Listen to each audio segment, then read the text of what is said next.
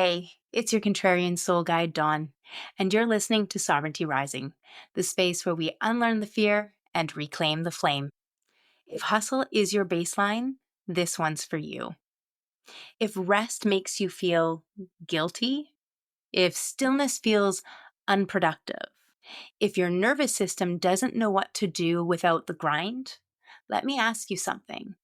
What if your relationship with power isn't broken? What if it's being colonized? Today, we're talking about reclaiming power, not through effort, but through alignment. Welcome to Sovereignty Rising. Ditch the fear, embrace your flame. I'm Dawn Elgin, contrarian soul guide, visionary mystic, and creatrix of practical spiritualism. And this is the space where we strip away the fear, burn the old stories down, and reclaim the power that was never truly lost, just buried. Here, we dive into raw, unfiltered conversations on emotional healing, spiritual awakening, and the art of unlearning everything that keeps you stuck, small, and disconnected from your truth. Together, we rise like phoenixes. Flame first, fear last. Let's rise together. Let's talk about the lie we've been sold about power.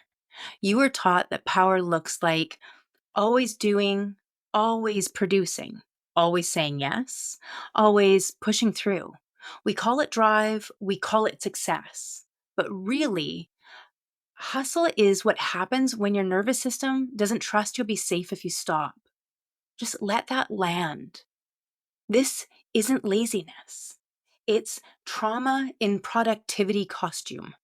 From capitalism, from patriarchy, from generational survival coding, you were trained to perform and prove, not to receive and respond. But that's not power. That's energetic hemorrhaging. True power is not about control. It's about coherence. So let's reframe this.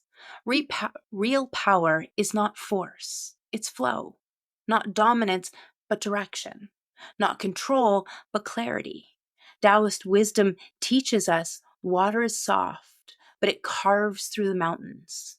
You don't need to bulldoze. You need to align. When you're in coherence, body, energy, soul, all moving in the same direction, your actions become precise, potent, and enough. This is not about doing less. It's about doing align. Here's what I see in women all the time. The high achiever. If I stop, everything will fall apart. Or maybe it's the fixer. Let me take care of it all, because that's where my value comes from.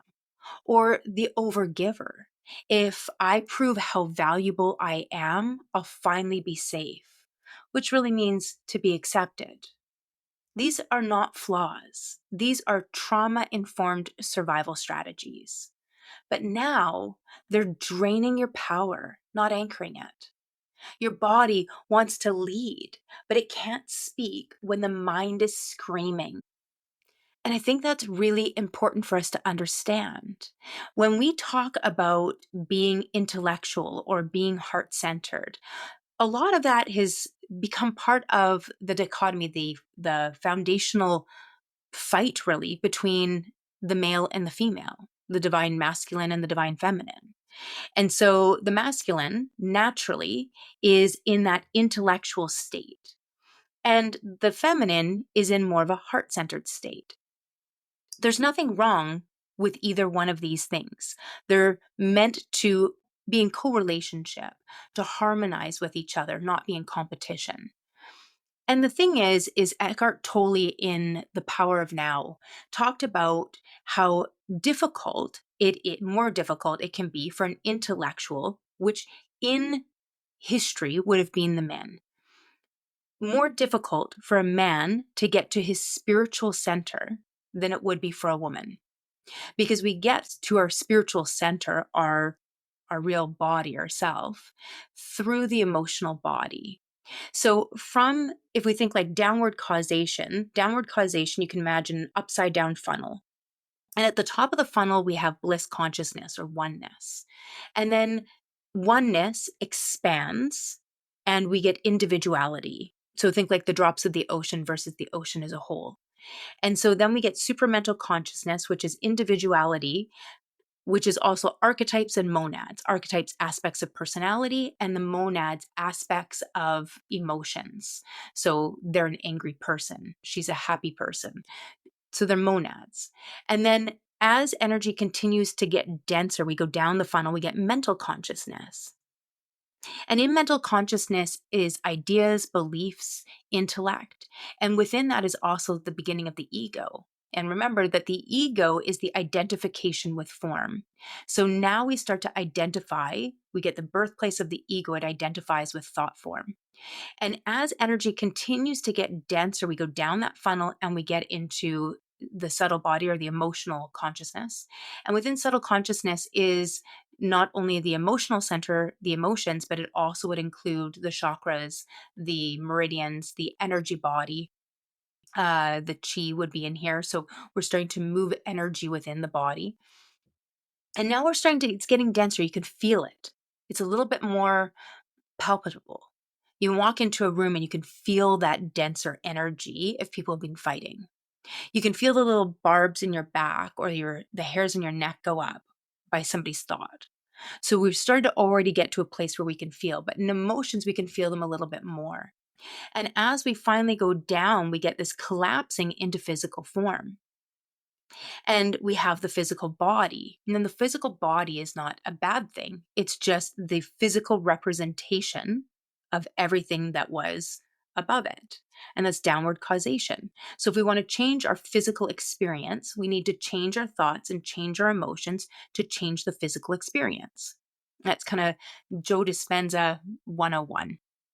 And so, as we look at downward causation, and you think about this from this form, we need to get through mental consciousness. We need to get through the mental consciousness to get through the heart into the emotional center. And that's because the aspect, our light, our spark, sits kind of at the center of our heart, or the seat of the soul, as they like to call it. And so, as it sits there, we need to get into that. We need to get through all of the layers. And it's not that the mental is further away, it's that the mind gets loud and the mind pulls us into the external world. Now, traditionally, this is perfectly fine because the men protected the tribe and they were hunting. So they would need to be more aware of the external world. And the women, which would naturally have been the caretakers, not only caretaking for the children and birthing, and this is another point that we'll come to in a moment about the power of the divine feminine, but there was the need to also care for the man. He's out there protecting everybody, and her job is to emotionally, make sure he's taken care of while he's protecting the tribe. And so it used to be that we would harmonize and we worked together as a unit. And it wasn't that one was better than the other. We just had different roles. And from that place, we didn't have this constant state of war or comparison or competition. And that's not natural. We're not meant to compete with each other. We're very tribal beings. And so it's our ego or our mind that creates competition. So you can go ahead and argue with me and say, well, everybody competes, so it must be natural. No, it doesn't have to be natural. Just because something has become normal doesn't mean it's our natural state of being. If it was our natural state of being, then competing would bring us closer together with ourselves. We'd feel more aligned and centered, and it would create greater intimacy with each other within the community, which it does not do. It maybe works if you're competing on the same team, but the moment that you are competing against one another, it's actually driving us further apart, which links more into the lineages of fear and anger, which creates separation, which pulls us away from our natural self, which means competition is not natural. We've just normalized it. And all of that comes from the mind intellectualizing, where the ego can take greater control. Again, ego is not bad. It's just our identification with form, thought form, emotional form, past memories, our physical form. So as long as we're identifying there's me and there's you and there's space in between us, and we're in this identification with our form, then we're creating separation.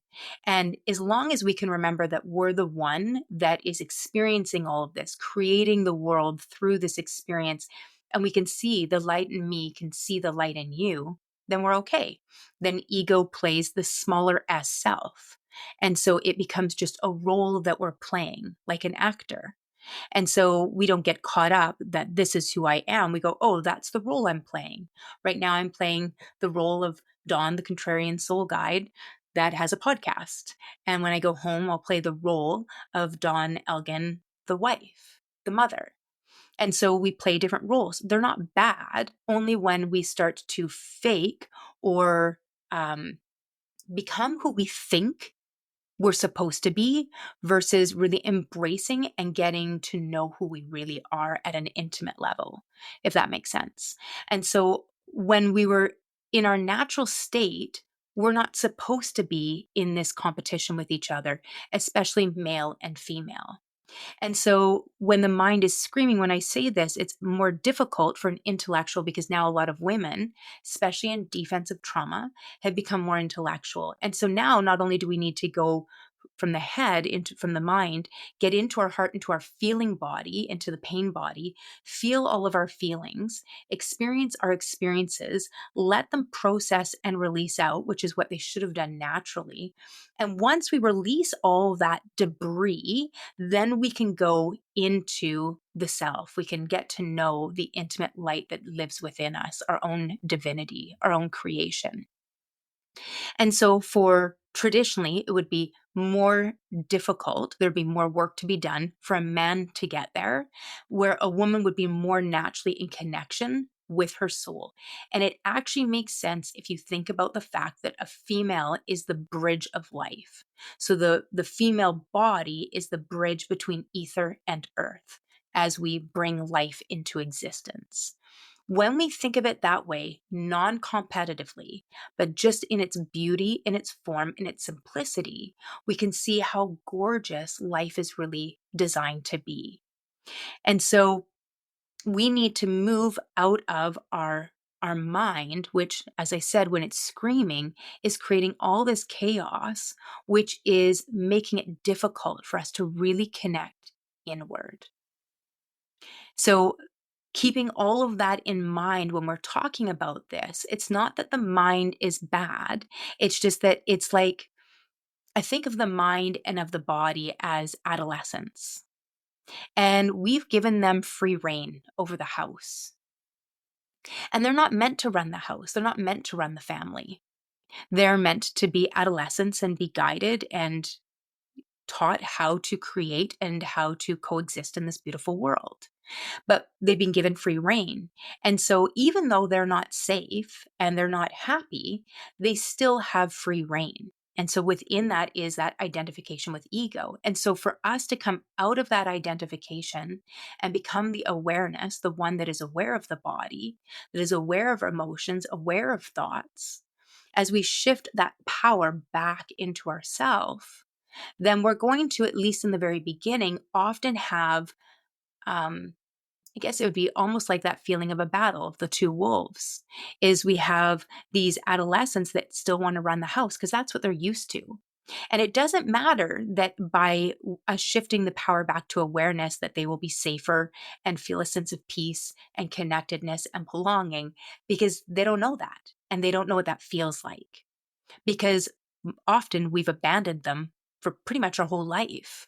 And now all of a sudden we're walking back into the house and being like, oh, sorry about that, guys. Totally forgot where I lived.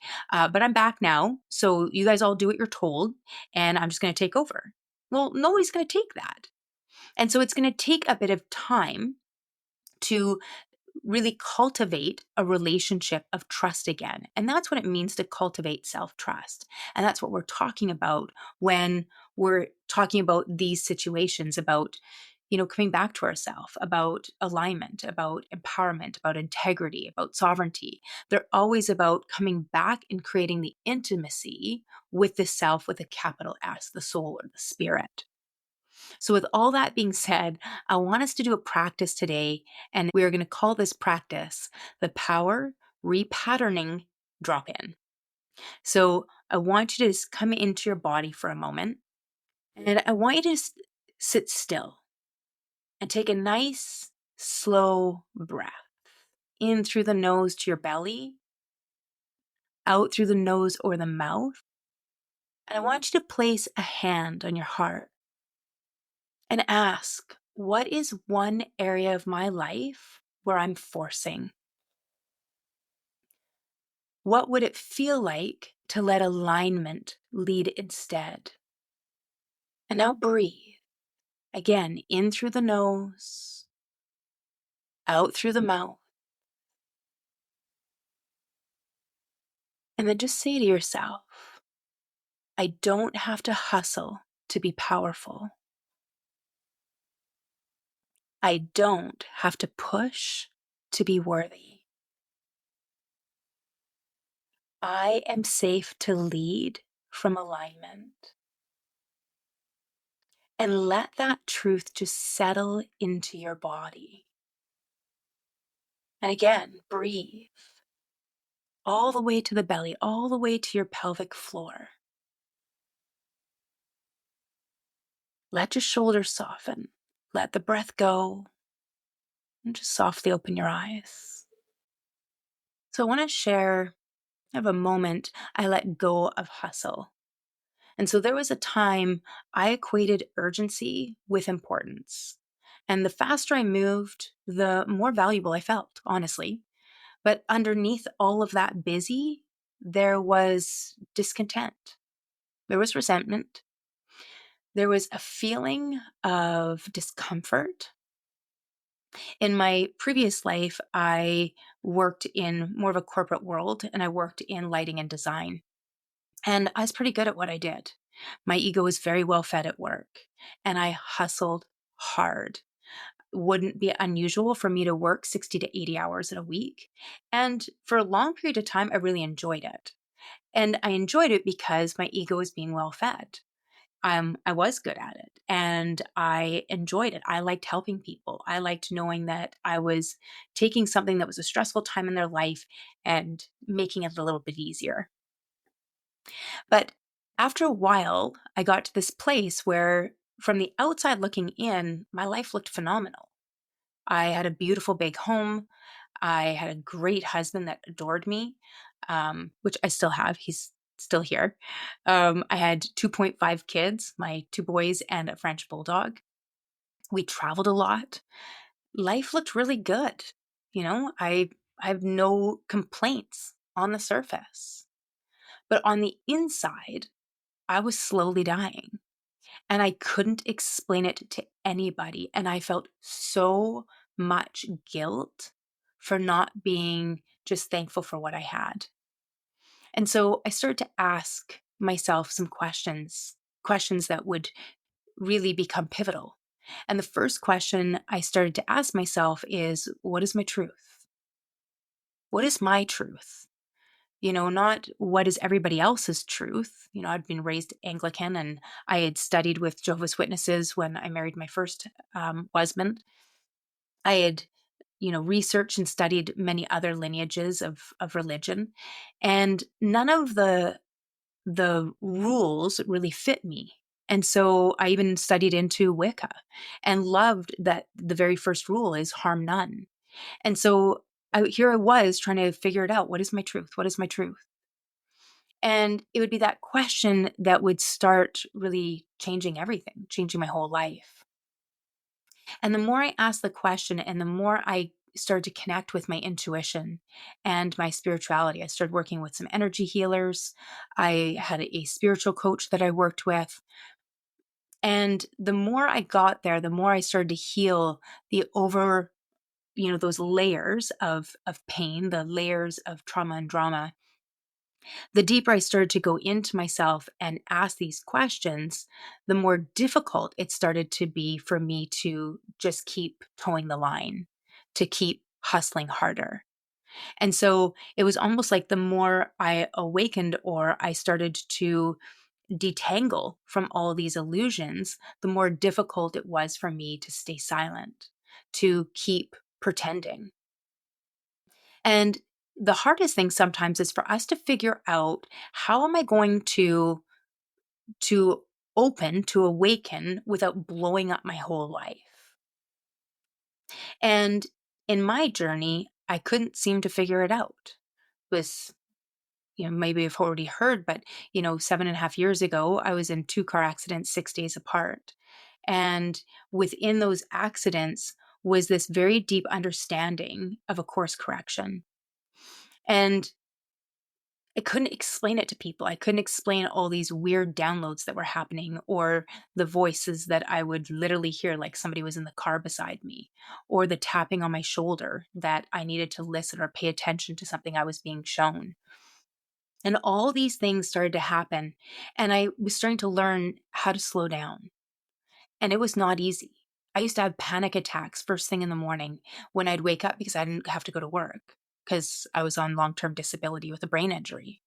And I had literal panic attacks because if I wasn't working, what did that mean? And I couldn't understand it. I couldn't understand why my whole body, my whole nervous system was freaking out. And it wasn't until I started going deeper into my spiritual work that I started to have to teach myself really how to regulate my nervous system, how to let go of performing. And it wasn't easy.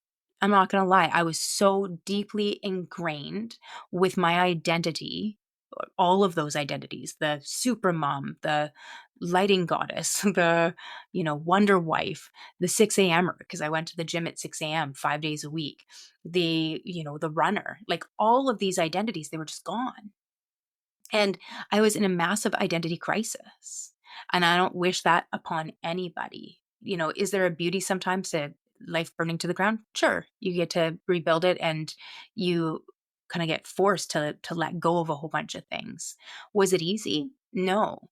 No, there were some really, really dark, dark days that I didn't honestly believe that I had any real value, because all of my value was in performance.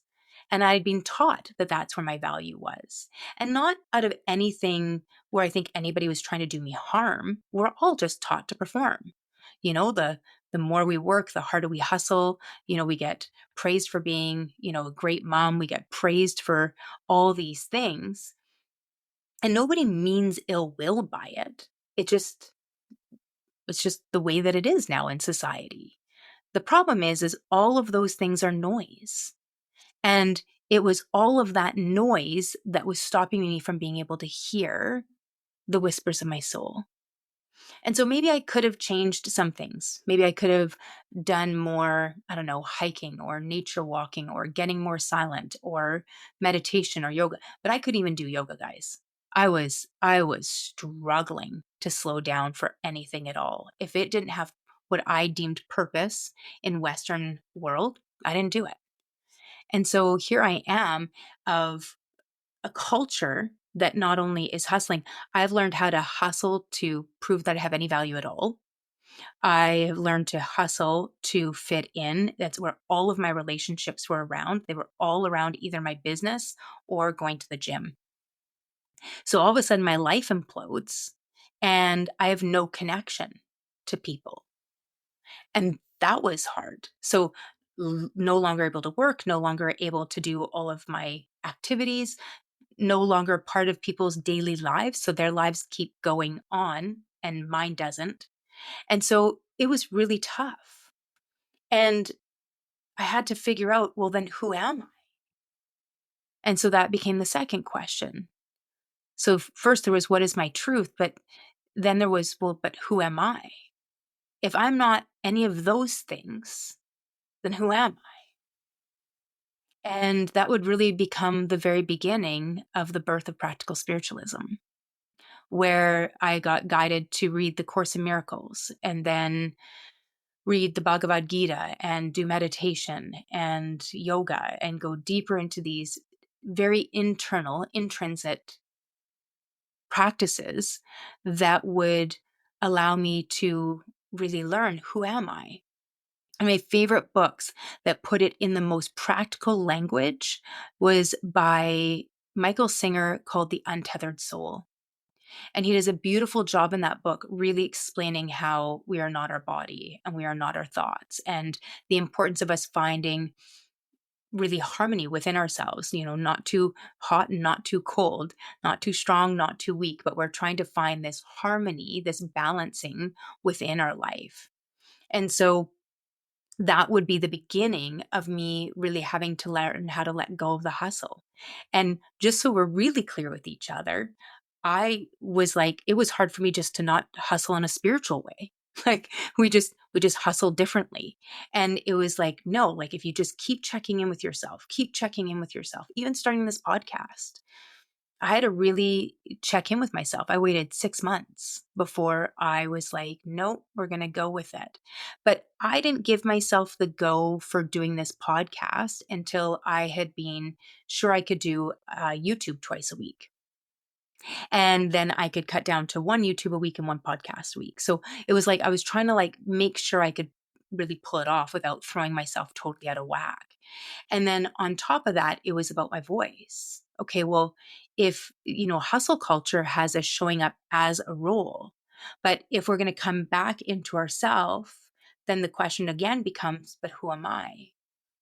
What is my voice if I'm not worried about followers and clicks and likes and subscribers and all the things that were again all extrinsic, and all I'm going to show up for is to share the truth as it's being shown to me, and then trust co-creation with the universe that the right people are going to hear it and it's going to support them on their journey because it has nothing to do with me. I just work here. And so there's this constant need to check in because it's so easy for us to get pulled out. Even social media. I mean, we're in a time where even running a business is next to impossible without social media presence. Even if it's just a local business, we still need some sort of presence. There's just so much noise. And then it gets so easy to get pulled into that. You put up a post for your business, and then it's like, well, nobody's seeing it. Nobody's liking it. What am I not doing right? And as soon as you have a business, you got 20 people that are emailing you and messaging you about how you're not doing a good enough job, but they could do better if you hired them. And it's like, again, extrinsic. And all these things are pulling us out. And all of these things are trying to encourage us to hustle. And I don't think it is necessarily done with an ill intent by the other people. It's just normal now, not natural, but normal. And everybody wants to fit in. Everybody wants to be loved. Everybody wants to be accepted. Those are natural. We're tribal beings. But we're not realizing that in the hustle, we're being accepted for something that we're not. We're being accepted for our production rather than our purpose, our truth, our light.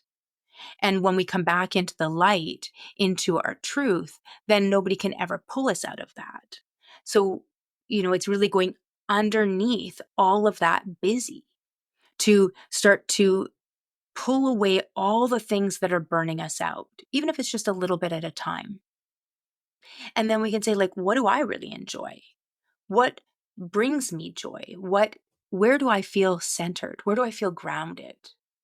And so that question, who am I, began really the cracking open so that I could start to lead from presence and not from pressure, where things could start to flow, and not because I was doing more, but because I was finally doing what was true for me. And that becomes really important. What is true for me? What is true for you? So, my love, I'll leave you with this. You don't need to collapse your life to rest. You don't need to walk away from your ambition. You simply need to stop outsourcing your power to performance. Let harmony lead. Let your body speak. Let your soul move in rhythm with your energy, not your fear. This is what it means to rewrite your relationship with power. And if you want support learning how to lead from an aligned place, just stay tuned here. We've got lots of information on this podcast. We have our YouTube channel.